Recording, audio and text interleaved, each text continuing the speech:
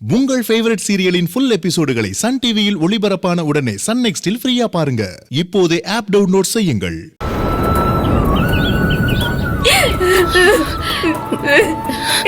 நீ இந்த ஊரை காப்பாத்துற, உலகத்தை காப்பாத்துற சக்தி இருக்கிறவ தானே. அந்த சக்தியை வச்சுக்கிட்டு என்ன பண்ற? எதுக்காக இப்படி சும்மா இருக்க? பதில சொல்லு.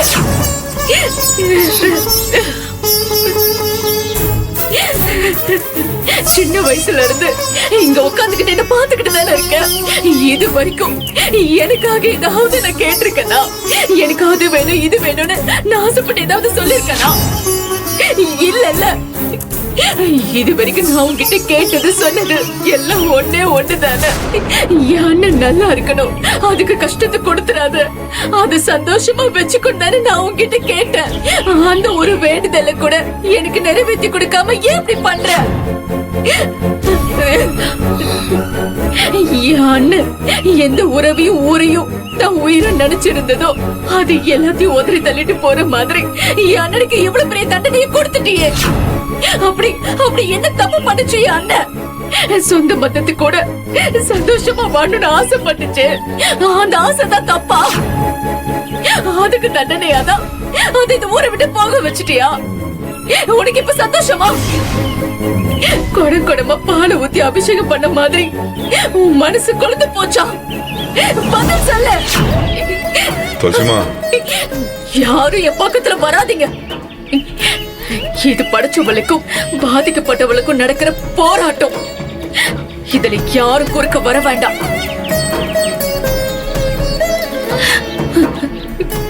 எந்த ஊருக்குள்ள என் அண்ணனை பாராட்டியும் வாழ்த்தியும் விதவிதமா போஸ்டர் ஒட்டி இருந்துச்சோ அதே ஊருக்குள்ள என் அண்ணன் கணக்காரனும் மோசடிக்காரனும் சொல்ற மாதிரி போஸ்டர் ஒட்ட வச்சிட்டியே. இது உனக்கு நியாயமா இருக்கா? அந்த போஸ்டரை பார்த்ததும் என் உயிர் துடிச்ச துடிப்பு தெய்வமா இருக்கிற உனக்கு கூட கேட்கலையா? இல்ல கேட்டு கேட்காத மாதிரி கல்ல உட்கார்ந்திருக்கியா? சொல்ல.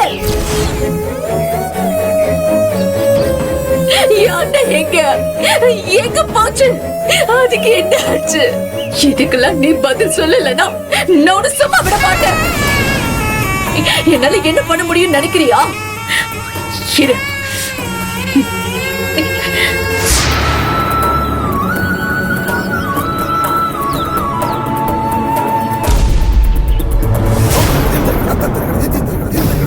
துளசி துளசி துளசி துளசி, யாரும் என்கிட்ட வராதீங்கன்னு சொன்னல.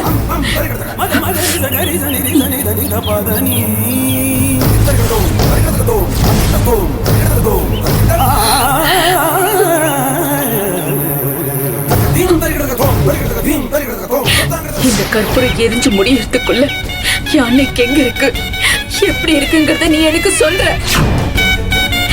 யானை எப்படி யார் மூலமா கண்டுபிடிக்கிறோங்கிற வழியே நீ காட்டுற. அப்படி காட்டல இந்த கற்பூரம் மாதிரியே உன் கண்ணு முன்னாடி நானும் எரிஞ்சு சாம்பல் ஆயிடுவேன்.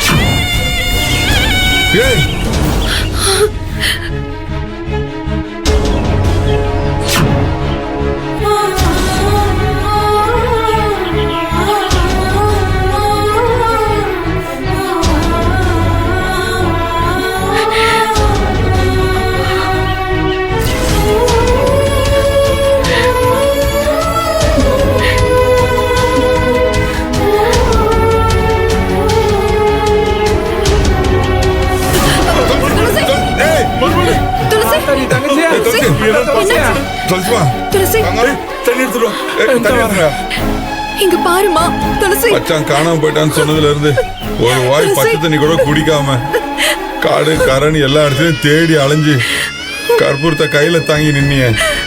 உன் உடம்பு எப்படி தாங்கும்? தங்கம் தங்கம் எழுந்துரு. தங்கம் தங்கம் துளசி.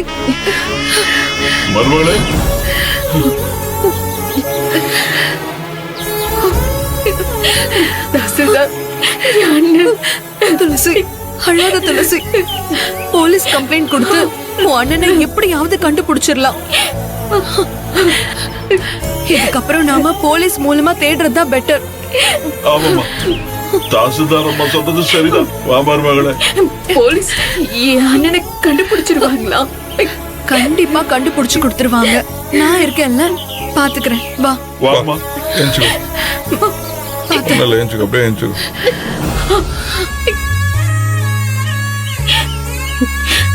என் வேண்டுதலுக்கு மனசு இறங்கி இதுதான் நீ காட்டுற வழின்னு நான் நம்பி போறேன். என் அண்ணனை என் கண்ணுல காட்டிட. வா. வா. இந்த வழிப்பறி கேஸ் அக்யூஸ்டுங்களை 11 மணிக்கு கோர்ட்ல ப்ரொடியூஸ் பண்ணணும். நீயும் குமாரும் கூட்டிட்டு போயிட்டு வந்துருங்க. Okay sir.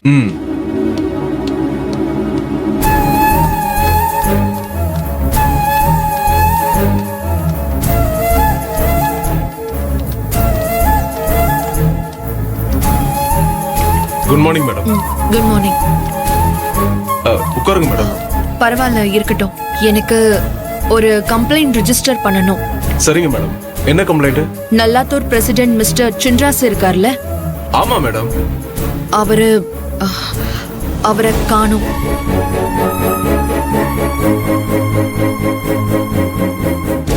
என்னாச்சு மேடம்? நத்திங். யூஷுவலான ஃபேமிலி இஷ்யூஸ் தான். அதுல அவருக்கு மன வருத்தம் ஏற்பட்டு எங்கேயோ போயிட்டாரு. Okay madam. ம். சரி, சொந்தக்காரங்க தெரிஞ்சவங்க வழக்கமா போற இடம் அங்கெல்லாம் விசாரிச்சு பாத்தீங்களா? தேடி பாத்தீங்களா? ஊர்ல ஒரு ஆளையும் விட்டு வைக்கல. ஆனா மாப்பிள்ளைய கண்டுபிடிக்க முடியல. அவரை பத்தின எந்த விவரமும் கிடைக்கல. அவருடைய போனு ஸ்விட்ச் ஆஃப்ல தான் இருக்கு. எங்களால முடிஞ்ச அளவுக்கு நாங்க பர்சனலா தேடி பார்த்துட்டோம். நாள் போச்சே தவிர சின்ராஸை எங்களால ரீச் பண்ணவே முடியல. நீங்க இதுல கூடுதல் கேர் எடுத்து மிஸ்டர் சின்ராஸை கண்டுபிடிச்சு கொடுக்கணும். கண்டிப்பா மேடம். இன்னைக்கு அந்த ஊரே கட்டுப்பாடோட கண்ணியமா இருக்குன்னா அதுக்கு காரணம் மிஸ்டர் சின்ராஸ் தான். அவருக்கு ஒரு கஷ்டம்னா, மன வருத்தம்னா அதை சரி பண்ணி அவரை திரும்ப கூட்டு வர கடமை எங்க எல்லாருக்கும் இருக்கு. நான் பாத்துக்கிறேன் மேடம். நீங்க ஒரு ரிட்டர்ன் கம்ப்ளைண்ட் மட்டும் எழுதி கொடுத்துருங்க. மத்தபடி ஒரு நிமிஷம் மேடம். ஹலோ. அப்படியா? ஓகே, சரி, ஓகே. நம்ம பிசி தான் பேசினார் மேடம். நல்லாத்தூர் ஏரியா ஃபுல்லா சின்ராஸ் சொசைட்டில பணம் வாங்கிட்டு கட்டாம மிஸ் ஆயிட்டதா போஸ்டர் ஒட்டி இருக்குன்னு சொல்றாரு மேடம்.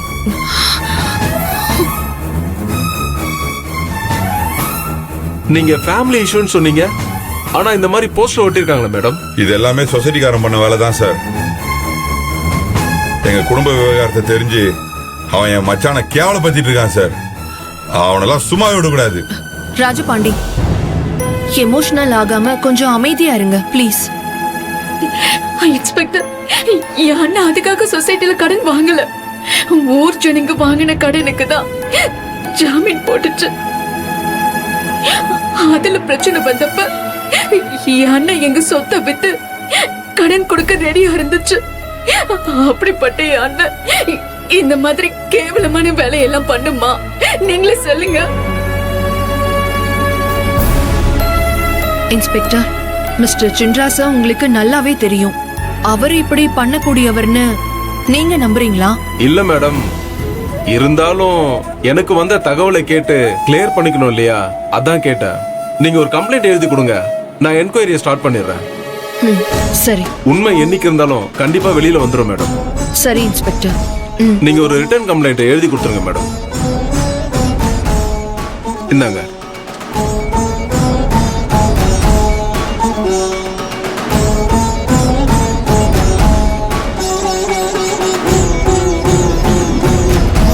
துளசி, கையெழுத்து போடு.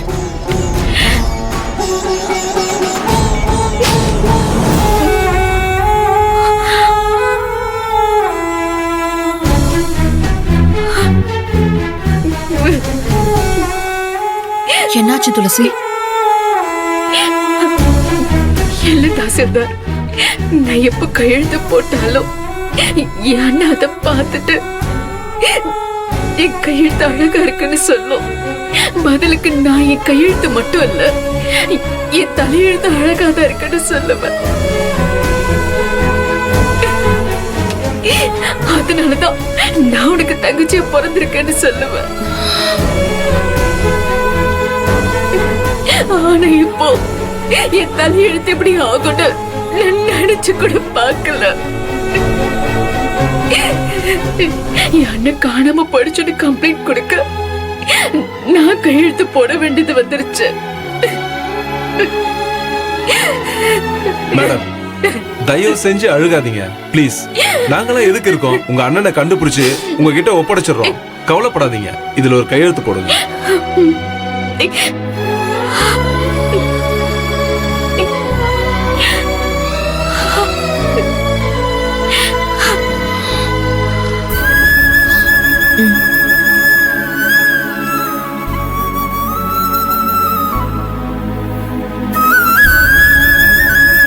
உங்க அண்ணன் போட்டோ இருந்தா ஒண்ணு கொடுங்க.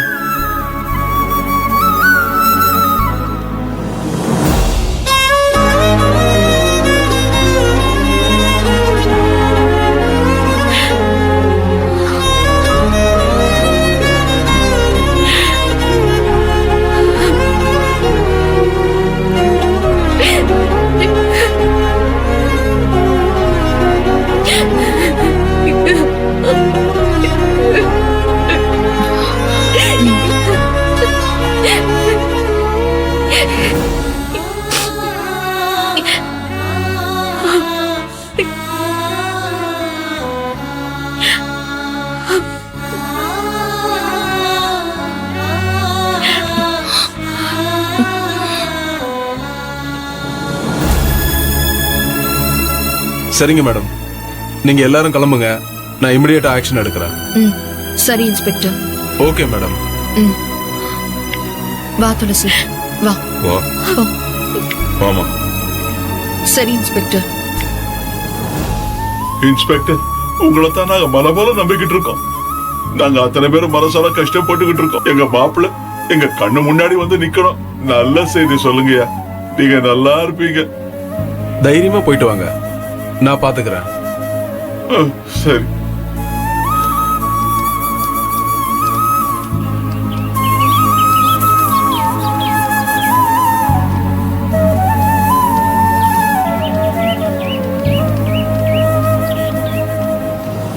நீங்க எல்லாம் போங்க, நான் அதை வந்துடுறேன். நீங்க எங்க போறீங்க மாமா? எனக்கு ஒரு முக்கியமான வேலை இருக்கு. நீங்க கிளம்பு. சரி, நாங்க வரோம் பெரியப்பா. சரி வாமா. நாங்க கிளம்புறோம். மாமா, என்ன மாமா முக்கியமான வேலை? சொசைட்டி ஆபீஸ்க்கு போனோம். நானும் அதான் நினைச்சேன். போலாம் மாமா. நாம மட்டும் போவோமா, இல்ல நம்மோட இன்னொரு ஆளையும் கூட்டிட்டு போவோமா? என்னது? யாரு மாமா? வா சொல்றேன். நம்ம பிரசிடண்ட இப்படி அவமானப்படுத்திட்டாங்களையா? இதெல்லாம் நம்மளாலதாயா? ஆமா, கடனை திருப்பி கட்ட வக்கில்லாத நாம சொசைட்டில கடனே வாங்கியிருக்க கூடாது. அதனால சொசைட்டி ஆபீசர் நம்ம சின்ராஸ் தம்பி அசிங்கப்படுத்திட்டாரு. இத நாம தான் தட்டி கேட்கணும். ஆமாயா, சம்பந்தப்பட்ட நாமளே சரி பண்ணாம இருந்தா இந்த ஊர்ல மழையே பெய்யாம போயிடுமியா? சொசைட்டி ஆபீசரை பார்த்து இன்னைக்கு 2ல 1 கேட்டுறோம். வாங்க வாங்க வாங்க.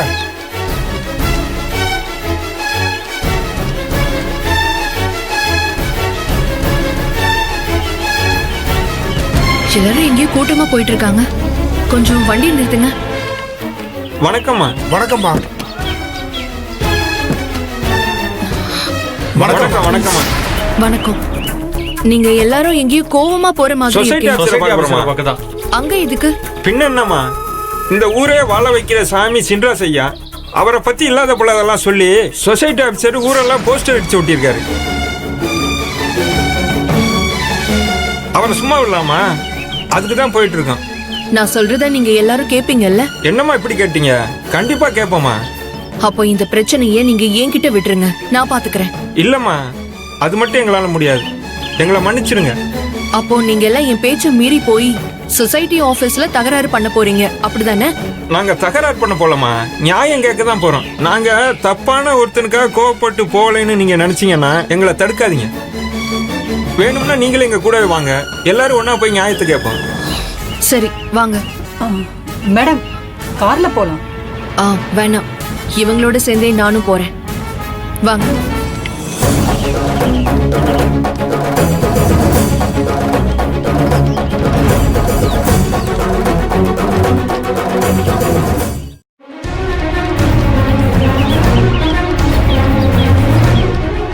உனக்கு எவ்வளவு நெஞ்செழுத்து இருந்தா என் மாப்பிள்ள கடங்காரன் மோசக்காரன்னு சொல்லி ஊரு பூரா போஸ்டர் அடிச்சு ஓட்டியிருப்பான். நாக்க புடுங்கிக்கிற மாதிரி அவனை நான் கேக்குற கேள்வியில அவன் நாண்டுகிட்டு சாவணும். நாளைக்கு காலையில அவன் பேரும் போட்டோவும் பத்திரிக்கையில வரணும். அத்த இதே வேகத்துல போய் அவனை பிரிச்சு மேய்ச்சிடணும் அத்த. டேய், ஆமா சும்மா சொல்லுமா. இரு. நீ வேற எதையாவது பேசிக்கிட்டு சும்மாவே ஆட்டம் போடுவா, இதுல சலகையை கட்டி விட்டுக்கிட்டு. இந்த பாரு கமலா, அவனுக்கு நாம மதிப்பு கொடுக்கலனாலும் அவன் உட்கார்ந்து இருக்க நாற்காலிக்கு நம்ம மதிப்பு கொடுத்துதான் ஆகணும். முறையா போய் சொல்லுவோம், அவன் என்ன சொல்றான்னு கேட்போம். அவன் இல்லைன்னா அவனுக்கு மேல பெரிய ஆபீசர் 4 பேர் இல்லையா என்ன? இவன் சொல்றதுல அவங்க கேட்டுக்கிட்டா இருப்பாங்க, அவங்க கிட்ட என்னன்னு கேட்போம். அங்க வந்து ஏதாவது அவசரப்பட்டு வாய் விட்டு எனக்கு தொலைக்க. எல்லாம் தெரியும், நீங்க வாங்க.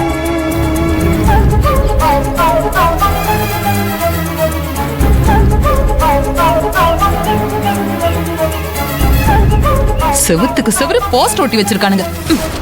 ஏய் வா. சும்மா இருங்க, இன்னைக்கு உண்டு இல்லைன்னு பண்ணிடுறேன்.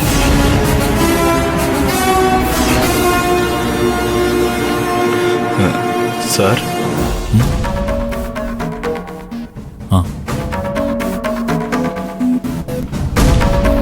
சார், நான் சொல்றேன்னு தப்பா எடுத்துக்காதீங்க. என்னையா? சின்ராஸை பத்தி இப்படி போஸ்டர் ஓட்டுனது எனக்கு என்னமோ சரின்னு படல சார். அவர் ரொம்ப நல்ல மனுஷன் சார். டேய், நான் உங்ககிட்ட ஃபைல தான் கேட்டேன். சின்ராஸை பத்தின பாராட்டு பத்திரம் கேட்கல. ஓ, போய் வேலை பாரு.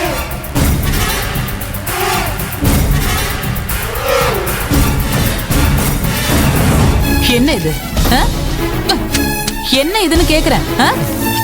என் மாப்பிள்ள அவர் தங்கச்சி உனக்கு கட்டி வைக்கலங்கிறதுக்காக அவரோட மான மரியாதை கெடுக்கிற மாதிரி இப்படி போஸ்டர் அடிச்சு ஊர் பூரா ஒட்டி இருக்கியே.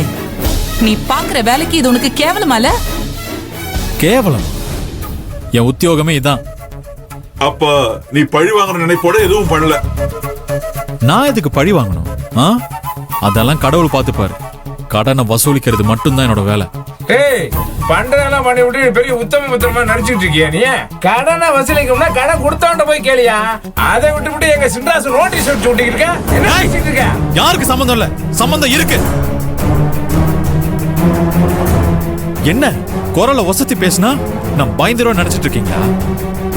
இந்த சொசைட்டில வாரா கடன்ல இருக்கிற அத்தனை பேருக்கும் ஜாமீன் போட்டு கடனை வாங்கி கொடுத்தது உங்க தர்மராசா சின்ராசு தான். நீயே இப்ப உன் வாயால சொன்னல, என் மாப்பிள்ள தர்மராஜா தான்.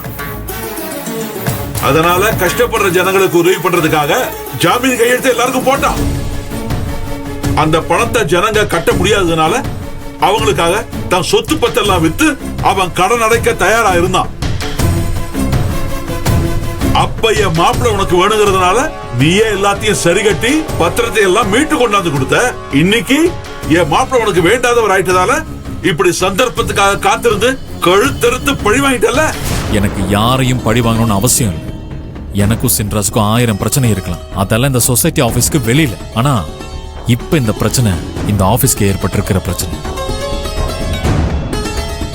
கோடிக்கணக்கான ரூபாய்க்கு ஜாமீன் போட்டு கடனை வாங்கி கொடுத்த ஒரு ஆள், அதுவும் சாதாரணமானவர் இல்ல, ஊரு பிரசிடென்ட்.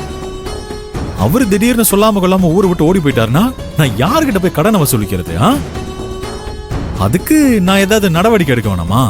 இது எல்லாமே ஒரு ப்ரொசீஜர் தான். என்ன ப்ரொசீஜர்? என்ன சும்மா பெருசா கதை சொல்லிக்கிட்டு இருக்க?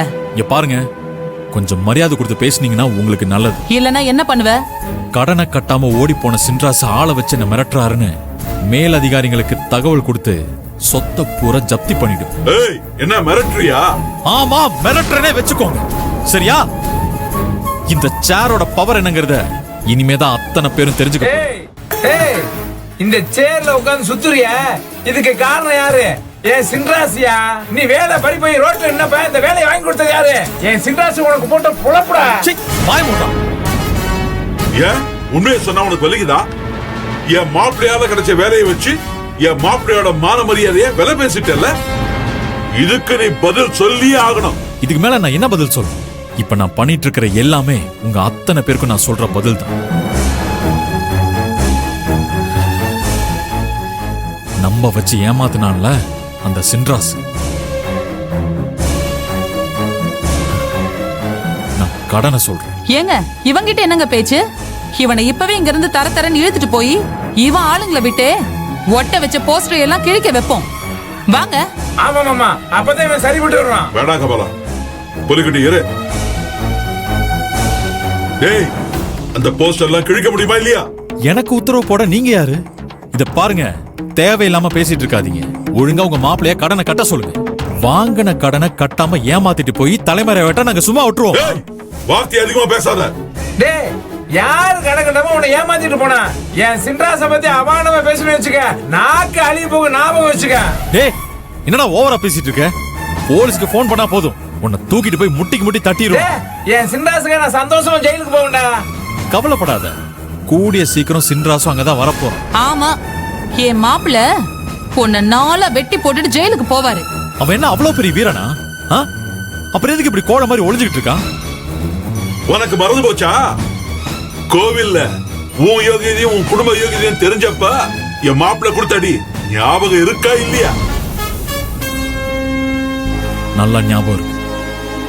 உங்க மாப்பிள்ள அன்னைக்கு என்னதான் அடிச்சான், ஆனா நான் அவன் சந்தோஷத்தை, அவன் கௌரவத்தை, அவன் குடும்ப பாசத்தை எல்லாத்தையும் ஒண்ணு விடாம சொல்லி சொல்லி அடிச்சு காலி பண்ண போறேன். பாக்குறீங்களா? பாக்குறீங்களா? கையை எடுங்க. கையை எடுக்க போறீங்களா இல்லையா? வயசுக்கு மரியாதை கொடுத்து பேசிட்டு இருந்தா நீ ஏன் சட்ட மேலே கை வைக்கிறல? கையடியா?